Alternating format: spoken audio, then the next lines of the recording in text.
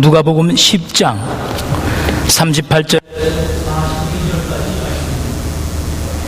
오늘 주시는 말씀은 누가복음 10장 38절에서 42절까지 말씀입니다. 우리 같이 한 목소리로 말씀을 낭독하시겠습니다. 저희가 길 갈 때에 예수께서 한 촌에 들어가심에 마르다라 이름하는 한 여자가 자기 집으로 영접하더라. 그에게 마리아라 하는 동생이 있어 주의 발 아래 앉아 그의 말씀을 듣더니 마르다는 준비하는 일이 많아 마음이 분주한지라. 예수께 나와 가로되 주여 내 동생이 나 혼자 일하게 두는 것을 생각지 아니하시나이까. 저를 명하사 나를 도와주라 하소서. 주께서 대답하여 가라사대 마르다야 마르다야 내가 많은 일로 염려하고 근심하나 그러나 몇 가지만 하든지 혹 한 가지만이라도 족하니라. 마리아는 이 좋은 편을 택하였으니 빼앗기지 아니하리라 하시니라. 아멘. 오늘 우리 정진은 전도사님께서 말씀을 전해 주시겠습니다. 먼저 제가 한번 기도하고 우리 전도사님께서 말씀 전해 주시겠습니다. 하나님 아버지, 오늘 말씀을 증거하시는 우리 정진은 전도사님에게 하나님의 크신 은혜와 성령의 충만함을 부어 주시옵소서. 아직 목사 안수를 받지는 않았지만 하나님께서 그의 마음속에 성령으로 역사하셔서 주의 종의 길을 가기로 다짐하고 훈련받고 공부하고 있사오니 아버지 하나님, 이 험악한 세대의 타락한 교회들 가운데서 진실한 하나님의 종으로 만들어 주시며 세워 주시옵소서. 오늘도 단에 쓰실 때 하나님으로부터 인정받고 사람으로부터 아버지 하나님의 귀한 사랑을 받고 아버지 이 단에서 하나님의 말씀을 증거할 때 주의 성령이 역사하게 하옵소서. 예수 그리스도의 이름으로 기도드립니다. 아멘. 감사합니다.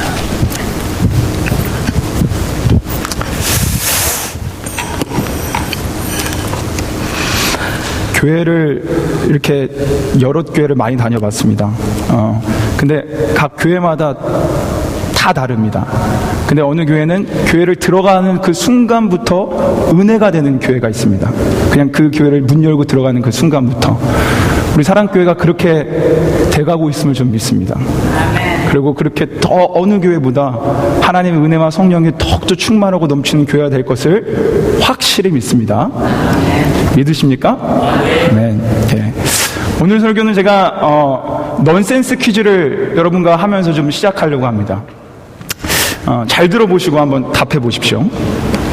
두 발로 걸어다니는 쥐가 무엇입니까? 두 발로 걸어다니는 쥐. 미키마우스. 맞습니다. 두 발로 걸어다니는 쥐는 미키마우스입니다. 그러면 두 발로 걸어다니는 개는 무엇입니까? 구피. 예, 맞습니다. 두 발로 걸어다니는 개는 구피입니다. 그렇다면 두 발로 걸어다니는 오리는 무엇일까요? 도나드 덕. 땡, 틀렸습니다. 왜냐하면 오리는 원래부터 두 발로 걸어다닙니다. 저랑 하나만 더 하겠습니다. 저랑 같이 8난쟁이를 10번만 하시면 됩니다. 8난쟁이 10번 저랑 같이 시작합니다. 준비 시작. 8난쟁이 8난쟁이 8난쟁이 8난쟁이 8난쟁이 8난쟁이 8난쟁이 8난쟁이 8난쟁이 8난쟁이. 신데렐라에 나오는 난쟁이의 수는 몇일까요? 7. 맞췄습니다. 신데렐라에는 난쟁이가 나오지 않습니다. 백설공주의 스노우 앤 화이트라는 동화에 우리 7난쟁이가 나옵니다. 문제가 더 있으나 제가 시간 관계상 나중에 또 해드리도록 하겠습니다. 이상의 문제는 인터넷상에서 남편을 바보로 만들기라는 그런 제목에 있는 그런 넌센스 퀴즈입니다. 인터넷에서 쉽게 발견할 수 있습니다. 이런 퀴즈들은 프레임 효과라는 것을 사용한 것입니다. 그러니까 원래 질문을 드리기 전에 먼저 다른 질문과 다른 이야기를 통해서 우리의 생각을 한 틀에 가둬놓습니다. 그래서 그 틀을 통해서 밖에 생각을 못하게 만들어서 우리가 너무나 단순하고 쉬운 오리는 원래 두 발로 걷는다라는 그 사실조차도 잃어버리게 합니다. 이것이 바로 프레임 효과입니다. 다시 말해 우리가 삶을 살아가면서 지적, 정신적, 감정적 이해를 위한 틀이 형성되는데 이러한 틀은 세상을 이해하는 데 사용되어진다고 합니다.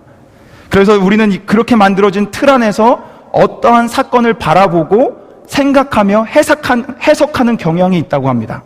즉 특정한 틀에서 벗어나지 못하는 것, 이것이 바로 프레임 효과입니다. 각자가 가지고 있는 틀이 나쁘다라는 얘기가 아닙니다. 그러한 틀들로 우리 인류는 발전해 왔고 우리가 더 깊은 생각과 사상을 가지게 되었습니다. 그러나 문제는 그렇게 고정된 틀이, 그리고 그렇게 고정된 틀로 인해 우리의 사고를 망가뜨리고 참된 진리를 바라보지 못하게 한다는 것에 문제가 있습니다. 마치 우리가 방금 뻔한 문제를 우리가 뻔히 아는 답인데도 모르고 지나쳤던 것처럼 말입니다. 그렇기 때문에 우리 안에 어떤 틀이 형성되냐는 것은 굉장히 중요한 우리의 인생의 문제이면서도 사회적 이슈입니다. 방금 우리가 읽었던 본문은 바로 이러한 프레임, 이러한 틀을 가지고 갇혀 지내는 한 사람을 소개해주고 있습니다. 간단히 오늘 본문을 설명해 드리자면 이렇습니다. 마르다는 자신의 집에 자기가 굉장히 존경하고 사랑하는 예수님과 그의 제자를 초대합니다. 그리고 자신이 너무나 존경하기 때문에 최고의 것으로 우리 예수님을 대접하려고 합니다. 대접하려고 막 봤더니 너무 할 일이 많고 일손이 부족해서 누가 도와줄 사람이 없나 하고 동생을 딱 봤더니 동생인 마르다는 일을 하지 않고 예수님 옆에 딱 붙어서 그냥 앉아 있었던 것입니다. 그래서 화가 난 마르다는 예수님께 동생 마리아를 좀 혼내시고 나를 돕게 해달라고 말씀해달라고 부탁하였고, 그 부탁을 받은 예수님은 부탁을 거절하시고 마리아가 잘하고 있는 거라며 칭찬해 주십니다. 이게 바로 오늘의 장면이며 내용입니다. 이 장면과 내용 다 아시죠? 다 이해하셨죠? 저는 솔직하게 이 말씀을 읽을 때 쉽게 이해가 안 됐습니다. 생각해 보십시오. 지금 이 상황을 보면 누가 잘못하고 있는 것입니까? 누가 봐도 마리아가 잘못하고 있습니다. 당연히 손님을 대접해야 하는 위치에 있으면서도 일하지 않고 마냥 앉아있는 마리아가 바로 여기서는 잘못하고 있는 사람입니다. 상황에 맞는 양심적 행동이라는 것이 있는데 지금 마리아는 상황에 맞지 않은 행동을 하고 있고 마르다는 상황에 맞는 행동을 하고 있습니다. 근데 그럼에도 불구하고 예수님은 마르다의 편을 들어주시지 않고 마리아의 편을 들어주시고 있으신다는 것입니다. 그냥 오늘 본문을 쉽게 생각해 보면 오늘 본문은 하나님 말씀이 가장 중요한 거다, 하나님 말씀을 우선순위에 두어라, 하나님 말씀이 최고다라고 쉽게 해석할 수 있습니다. 그러나 저는 솔직하게 오늘 예수님의 행동과 말씀이 납득이 되지 않았었습니다. 왜냐하면 전 마르다와 같은 성향의 사람이었거든요. 어떤 일이 있으면 누구보다 먼저 나가서 일해야 되고 열심히 봉사하고 전 딱 마르다와 같은 사람이었습니다. 그렇기 때문에 오늘 본문을 그냥 받아들이기에는 저에게는 뭔가 좀 깨림척한 것이 있었습니다. 그래서 이해를 돕기 위해 오늘 말씀을 깊이 연구해보고 묵상해봤습니다. 그랬더니 더 이해가 안 가더라고요. 왜냐하면 연구해본 결과 유대인의 문화에서는 손님 접대라는 것이 굉장히 중요한 사회적 문화였기 때문에 그렇습니다. 유대 문화에는 몇 가지 중요한 법이 있습니다. 음식법, 제사법, 정결법, 그 중에 하나가 나그네 환대법입니다. 나그네 환대법은 말 그대로 나그네한테 잘 대접해야 된다는 것입니다. 예를 들어서 한 나그네가 마을을 지나가다가 그 마을에서 잘 곳이 없어서 그냥 마을 아무 데서나 노숙을 하게 된다면 그 사실이 그 마을의 공동의 수치가 된다고 합니다. 이만큼 유대 문화에서 손님 접대라는 건 남달랐습니다. 40절을 한번 보십시오. 거기에 지금 마르다의 상황을 잘 표현한 글자가 있는데 바로 분주하다입니다. 마르다가 이렇게 분주하고 바쁜 이유는 방금 말씀드린 유대인의 접대 문화 때문입니다. 이때 당시에 손님을 접대하는 방식과 순서가 있었는데요. 그건 여러 성경 구절에서도 나옵니다. 첫 번째가 바로 발을 씻을 물을 갖다 드려야 되는 것입니다. 왜냐하면 그 중동 지역의 특성상 먼지가 많고 신발을 신지 않고 다녔기 때문에 발을 씻을 물을 먼저 갖다 드렸어야 된다고 합니다. 두 번째는 마실 음료입니다. 당연히 그곳은 물이 귀한 곳이었기 때문에 손님에게 귀한 음료를 대접하는 건 당연한 일이었습니다. 세 번째는 음식인데 손님에게 그냥 음식을 대접하는 것이 아니라 유대문화의 특성상 신선한 방금 만든 음식만을 손님에게 대접했다고 합니다. 이러한 일들을 혼자서 한 명도 아닌 예수님과 제자를 합하면 13명 이상이 되는데 그 사람을 위해 이 접대를 한다는 것은 보통 어려운 일이 아니었을 것입니다. 우리 여자 성도님들 많은데 한번 생각해 보십시오. 13명 이상의 사람이 우리 집으로 왔습니다. 근데 이 순서가 있습니다. 물 내다 드려야 되고 음료 내다 드려야 되고 그리고 또 음식을 그 자리에서 바로 맛있게 만들어 놓은 음식이 아니라 프레시한 음식을 갖다 드려야 됩니다. 이런 모든 것들을 한다고 하면 이게 보통 쉬운 일이었겠습니까? 전혀 절대 쉽지 않은 일이었을 것입니다. 그런데 마리아를 보십시오. 그들의 문화와 법을 보자면 당연히 손님을 접대해야 되는데도 불구하고 그냥 마냥 앉아 있습니다. 이런 모습을 저는 군대를 다녔기 때문에 군대 용어가 생각났습니다. 군대 용어를 하면 개념 없다입니다. 그리고 군대에서는 이런 상황에서 이렇게 얘기합니다. 죄송합니다. 군대 용어입니다. 너 개념 팔아먹었냐? 혹은 너 개념 똥구멍으로 먹었냐? 더 격한 표현도 있지만 이 정도에서 제가 자제하도록 하겠습니다. 이건 마치 군대에서 일해야 되는 낮은 계급 2등병 1병이라는 계급이 높은 계급 병장과 앉아서 놀면서 TV를 보고 히덕거리고 있는 것입니다. 이런 모습은 개념을 상실해도 너무 상실한 모습입니다. 이런 관점에서 마리아의 행동을 보면 이건 당연히 화를 부르는 행동이었습니다. 마르다의 행동은 이치에 딱 맞는 행동이었고요. 그런데 중요한 것은 예수님께서 옳은 행동을 하는 마르다의 편을 들어주시지 않는다라는 것입니다. 그렇다면 도대체 마르다의 행동이 뭐가 잘못된 것일까요? 그 답을 40절 마르다가 주님께 요구하는 장면에서 찾아볼 수 있었습니다.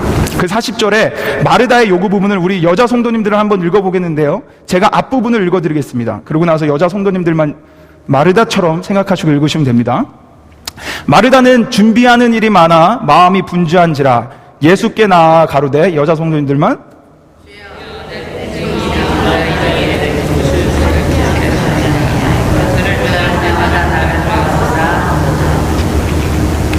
아멘. 지금 마르다는요 당당히 예수님께 요구하고 있습니다. 왜냐하면 자신의 행동이 맞았거든요. 그리고 마르다의 행동은 잘못됐고요. 그런데 문제는 마르다가 예수님께 부탁한 요구의 정도가 지나쳤다라는 것입니다. 이 부분을 영어 성경으로 보면 Don't you라는 긍정의 의문문 대신 부정의 의문문을 사용하고 있습니다. Do you 또는 Is this something? 이라는 긍정의 의문문은 정말 어떠한 사실을 몰랐을 때 하는 질문입니다. 그런 표현입니다. 그런데 Don't you라는 그 부정의 의문문은 단순히 긍정의 의문문의 반대뜻이 아니라 이미 자신이 알고 있는 사실을 확인하고 싶을 때 사용한다라는 것입니다. Don't you know that? 즉 자신이 알고 있는 사실을 확인하고 싶을 때 이 부정 의문문을 사용한다라는 것입니다. 뿐만 아니라 이때 사용된 헬라어 원문도 이 질문을 할 때 당연히 내가 원하는 답을 주실 거야, 이거는 당연한 거야 라는 생각을 가지고 이 용어를 사용했다고 합니다. 즉 마르다는 지금 예수님께 정중히 부탁을 하거나 예수님께 정중히 말하고 있는 것이 아닙니다. 마르다는 지금 예수님의 행동을 지적하고 있습니다. 내 행동이 올바른 행동이고 다 맞는 행동인데 예수님 당신 모르세요? Don't you know that? 아시잖아요. 내가 맞고 마리아는 잘못하고 있는 거. 그런데 왜 가만히 있으세요? 마리아 혼내시고 날 돕게 만드셔야죠. 그게 지금 이 상황에 맞는 거잖아요. 라고 말하며 자신의 행동이 옳다라는 것을 과시하고 감히 예수님의 행동을 지적하고 있습니다. 마르다는 지금 자신이 가지고 있는 문화, 법, 사상, 그리고 지식을 통해 만들어진 자신만의 틀에 갇혀 이 상황을 바라보며 그 자신은 맞고 남은 당연히 틀렸다고 생각하며 더 나아가 주님이시며 왕 대신 예수 그리스도까지 자신의 잣대로 판단해버리고 해석하고 있다는 것입니다. 마르다의 섬김은 결코 잘못된 행동이 아닙니다. 그것은 옳은 행동이었습니다. 그러나 문제는 인생을 통해 만들어진 그 틀, 프레임으로 그릇되게 그 상황을 바라보며 그 프레임에 갇혀 있었던 마르다, 그리고 갇히게 만들었던 그 프레임, 그것이 바로 문제였던 것입니다. 이것이 바로 오늘 본문을 통해 여러분과 제가 생각해 보아야 할 문제입니다. 마르다의 모습과 비교해 보았을 때 여러분의 모습은 어떻습니까? 솔직하게, 그리고 너무도 안타깝게 우리는 너무도 쉽게 마르다와 같은 실수를 저지르며 살아가고 있습니다. 우리는 지식, 문화, 경험, 철학, 세월, 이런 것들을 통해 만들어진 자신만의 틀이 진짜이고 최고인 양 생각하며 너무도 쉽게 남을 판단하고 자신만의 왕국에서 살아가고 있지는 않으십니까? 이것이 비단 마르다와 저만의 문제인가요? 제 생각엔 이 문제는 우리 공동의 문제라고 생각합니다. 이제 그 문제의 틀들은 우리의 신앙생활까지 위협하고 있습니다. 그 틀로 인해 우리는 참되게 바라봐야 할 참된 진리이신 예수 그리스도마저도 왜곡시키고 있다는 것입니다. 우리는 이 그릇된 틀을 철저하게 깨부셔야 합니다. 그 틀을 주님보다 높이 두는 것이 아니라 그 틀, 자신만의 프레임을 우리 주 예수 그리스도 앞에 모두 다 내려놓아야 합니다. 왜냐하면 그분은 우리의 통치자 하나님이시기 때문입니다. 그분은 문화도, 철학도, 지식도, 과학도, 세월도, 경험도, 학력도, 그 어떤 것도 뛰어넘으시며 통치하시는 모든 이름 위에 뛰어나신 우리 전능자 하나님이십니다. 어떤 것도 그분 위에 있을 수 없으며 어떤 것도, 어떤 틀도 예수 그리스도를 가다 놓을 수가 없습니다. 이 모든 것 되시는 분이 오늘 나머지 본문을 통해서 우리에게 이렇게 이 문제에 대한 해답을 주십니다. 사랑하는 내 아들아, 내 딸아, 너는 많은 일들로, 그리고 너가 가지고 있는 그 틀들 때문에 걱정하고 화가 나 있구나. 그러나 오직 한 가지만이 너에게 필요하다. Only one thing is needed to you. 그것은 바로 나이다. 그것은 바로 나의 말씀이다. 마리아는 이 좋은 것을 선택했기 때문에 굳건히 서게 될 것이다. 누구도 그 선택한 것을 빼앗지 못할 것이다. 이것이 바로 예수님께서 마르다와 저와 여러분에게 오늘 이 시간 주시는 결론입니다. 예수님은 이 말씀을 통해 우리가 가지고 있는 틀들 따위는 중요치 않으며 우리에게는 오직 한 가지만이 필요하다고 합니다. Only one thing is needed to us. Only one thing. 그 필요한 한 가지는 우리의 지식과 철학으로 세워야 할 그런 틀이 아닙니다. 바로 말씀으로 이 땅에 오신 예수 그리스도, 그분 한 분뿐입니다. 베드로전서 1장 24절에서 25절은 우리에게 이렇게 정리해주고 있습니다. 우리 다 같이 한번 그거를 읽어봤으면 좋겠습니다. 베드로전서 1장 24절에서 25절의 말씀입니다. 다 같이 읽겠습니다. 그러므로 모든 육체는 풀과 같고 그 모든 영광이 풀의 꽃과 같으니 풀은 마르고 꽃은 떨어지되 오직 주의 말씀은 세세토록 있도다 하였으니 너에게 전한 복음이 곧 이 말씀이니라. 아멘. 우리가 가지고 있는 철학, 지식, 문화, 정보, 학벌, 학력, 세월, 연륜, 그 어느 것도 영원할 수 없습니다. 우리가 가지고 있는 틀은 언젠가 오늘의 말씀처럼 시들고 떨어지게 되어 있습니다. 그러나 오직 주님, 오직 그분의 말씀만은 영원히 영원히 서게 될 것입니다. 오늘 본문의 예수님은 그 영원한 것을 우리의 틀로 세우라고 권면해주고 계신 것입니다. 불완전하고 그릇되게 만드는 틀이 아닌 완전하고 영원한 틀을 선택하라는 것입니다. 또한 예수님은 그것을 택하고 마음판에 새기고 있는 마리아가 굳건하게 서게 될 것이라고 말씀하십니다. 사랑하는 성도 여러분, 우리 이것을 붙잡읍시다. 불완전한 것들을 붙잡지 마시고, 불완전한 것들로 틀을 만들지 마시고, 영원할 것을 가지고 틀을 세워 나갑시다. 이 영원하신 말씀을 가지고 살면 언제나 어디서나 우리는 굳건하게 설 것입니다. 우리의 틀들은 불완전한 것들입니다. 그 틀들로 세상을 바라보십시오. 정죄할 수밖에 없습니다. 비판할 수밖에 없습니다. 손가락질하고 욕할 수밖에 없습니다. 그러나 말씀, 예수님의 틀을 가지고 세상을 바라보면 비판과 정죄가 아닌 사랑하게 됩니다. 이 틀을 가지고 세상을 바라보면 욕과 손가락질이 아닌 그 세상을 향해 기도하게 됩니다. 그리고 그 세상을 향해 소망을 품게 됩니다. 그 완전한 틀을 가지고 내 이웃을 바라보면 어떻습니까? 그 미웠던 이웃이 사랑스러운 얼굴로 변합니다. 그 틀들을 가지고 내 원수를 바라보면 어떻습니까? 사랑하고 품고 용서할 수밖에 없습니다. 그 완전한 틀을 통해서 나의 어두운 아무도 모르는 미래를 바라보면 어떻습니까? 우리는 소망과 기쁨과 환희밖에 없습니다. 세상은 우리에게 수많은 프레임으로 우리의 사상과 시선을 가둬놓으려고 합니다. 돈이 많아야 돼. 그래야 행복해. 외모가 실력이다. 수많은 사람들이 성형외과로 달려가고 있습니다. 공부를 잘해야만 성공해. 정직하게 살면 너 완전히 후회한다. 돈이 최고야. 우리를 이런 사고의 틀에 가둬 제대로 된 진리를 그릇되게 바라보게 합니다. 그러나 우리가 사모해야 할 이 말씀의 프레임은 세상과는 전혀 다르게 말합니다. 정직하게 살아라. 돈이 전부가 아니다.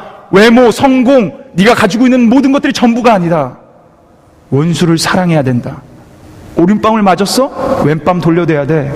속옷까지 벗어줘. 네가 원하는 만큼 남에게 대접해. 세상에 주는 말들하고는 전혀 반대되는 말들입니다. 이 틀을 가지고 살았던 사람들을 소개하려고 합니다. 우리가 잘 아는 믿음의 조상 다윗을 알 것입니다. 그리고 다윗과 골리앗의 얘기는 믿지 않는 자들도 너무나 잘 알고 있는 그런 유명한 얘기입니다. 골리앗은 다윗의 3배나 되는 사람입니다. 그리고 골리앗이 갖고 있었던 창과 방패는 골리앗의 키보다도 컸습니다. 그리고 어느 누구도 그 무시무시한 거대한 거인에게 대적할 수가 없었습니다. 그리고 그것은 사실이었습니다. 근데 다윗을 보십시오. 다윗은 달랐습니다. 다윗이 바라본 골리앗은 어땠는지 아십니까? 아무것도 아니었습니다. 자신과 비교할 수 없을 정도로 크고 무서운 존재였지만 다윗이 바라볼 때 그 어마어마하고 무시무시한 골리앗은 하나님 앞에 아무것도 아님을 발견하게 되었습니다. 그래서 다윗이 어떻게 골리앗에게 달려갔는지 아십니까? 너는 그 무시무시한 창과 방패로 그리고 너의 거대한 몸집으로 나에게 오지만 나는 만군의 여호와 하나님 전능자 하나님의 이름으로 나간다. 큰 창과 방패하고는 비교도 안 되는 요만한 물맷돌로 다윗은 승리를 거머쥡니다.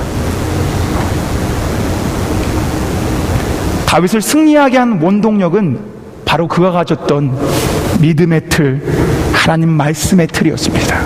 그걸로 골리앗을 바라봤을 때 골리앗은 아무것도 아니었습니다. 제가 너무도 잘 아는 한 장로님과 권사님 네 분이 있습니다. 이분들은 그럭저럭 세상을 남부럽지 않게 살아가고 있었습니다. 그러다 장로님께서 보증을 잘못 쓰셔서 전 재산을 다 날리게 되었습니다. 모두 다 날렸을 뿐만 아니라 엎친 데 덮친 격으로 자신과 제일 친하게 지내던 한 집사님에게 빌려준 8천만 원이라는 돈도 못 받게 됐습니다. 원래 그 장로님과 집사님은 같은 성가대를 하셨지만 그 집사님께서 이 돈 문제 때문에 성가대도 그만두시고 교회에서도 그 장로님을 피해 도망 다녔다고 합니다. 저는 영락교회를 다녔습니다. 얼마든지 도망 다닐 수 있는 크기의 교회입니다. 드라마나 영화에서 이런 일들이 일어나면 어떻게 됩니까? 멱살을 잡습니다. 그리고 내 돈 내놔! 야! 그리고 그 상대편은 어떡합니까? 나 돈 없다 배째라! 아마 이런 모습이 어떻게 보면 우리의 정상적인 노멀한 삶일 수도 있습니다. 생각해 보십시오. 보증 때문에 전 재산 다 날리고 빌려준 돈도 그 8천만이라는 돈도 못 받게 되고 뿐만 아니라 그 대상이 자신과 너무도 친했던 사람이었다라는 것입니다. 얼마나 낙담이 되며 화가 나는 상황이었겠습니까? 근데 놀라운 일이 일어났습니다. 제가 오랜만에 그 장로님 네 분을 만났는데 신기하게도 그 돈을 빌려줬던 집사님 네 분과 함께 있는 것이었습니다. 저는 너무나 궁금해서 그 장로님 와이프에게, 그 권사님이신데 그분에게 물어봤습니다. 어떻게 된 것이냐고. 그랬더니 그분이 이런 말씀을 하셨습니다. 내가 하나님께 기도를 하는데 하나님께서 그 집사님을 자꾸 생각나게 해주시더니 이렇게 마음속에 말씀하셨다고 합니다. 사랑하는 딸아, 네가 먼저 그 집사한테 가. 네가 먼저 가서 안아줘.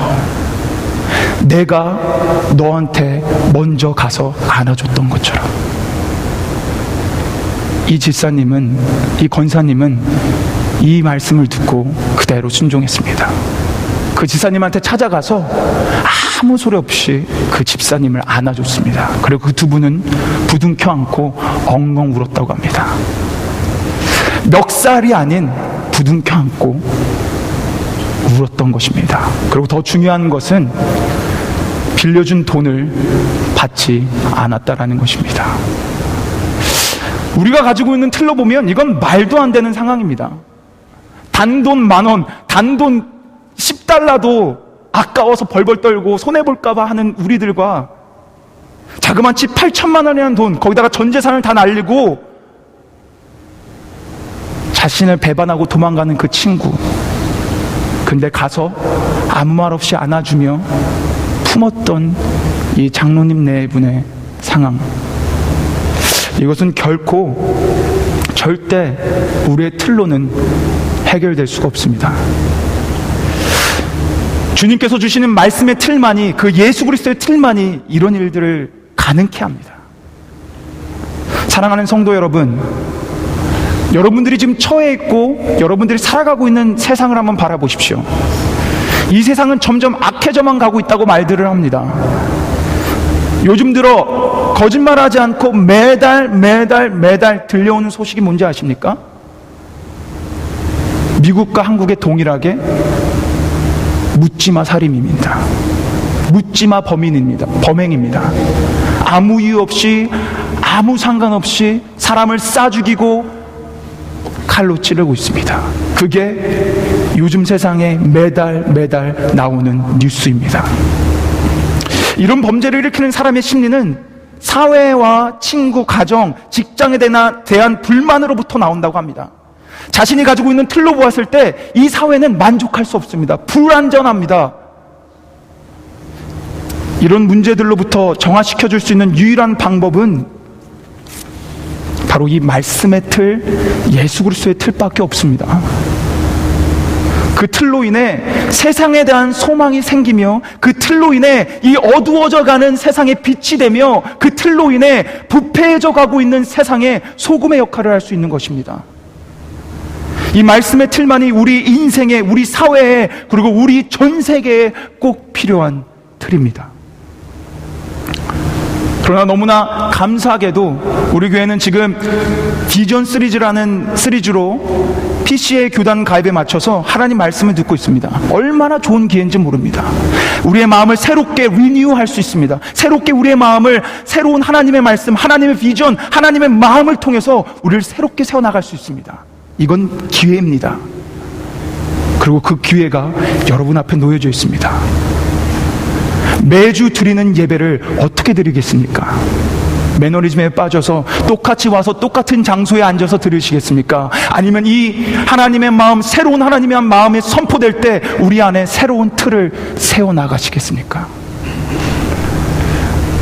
그렇게 되었을 때 전 분명히 믿습니다. 그 세워진 틀로 인해 내 삶, 우리 가정, 우리 직장, 우리 학교, 낙스빌, 더 나아가서 미국, 한국, 더 나아가 전 세계가 변화될 것을 전 믿습니다. 그리고 그 변화시킬 수 있는 가능성이 바로 여러분에게 놓여져 있습니다. 여러분을 통해 세상은 밝아지고 정화가 될 것이며 소망이 넘치게 될 것입니다. 여러분이 가지고 있는 그 믿음의 말씀의 예수 그리스도의 틀로 말입니다. 사랑하는 성도 여러분, 이제 말씀을 마치려고 합니다. 여러분은 어떠한 틀들을 가지고 있습니까? 오늘 이 시간 그냥 문 밖을 나가지 마시고 여러분이 가지고 있는 그 틀을 하나님 앞에 철저하게 깨부십시다. 하나님 앞에 온전히 다 내어드리고 우리는 예수 그리스도의 틀을 가지고 걸어 나갑시다. 그 영원한 말씀의 틀로 세상을 바라보며 이 어두워져가는 세상의 빛과 소금의 역할을 감당하시는 우리 사랑교회 한 사람 한 사람의 그 성도가 되길 주님의 이름으로 축원합니다. 우리 이 시간 반주해 주시고 한번 같이 기도했으면 좋겠습니다.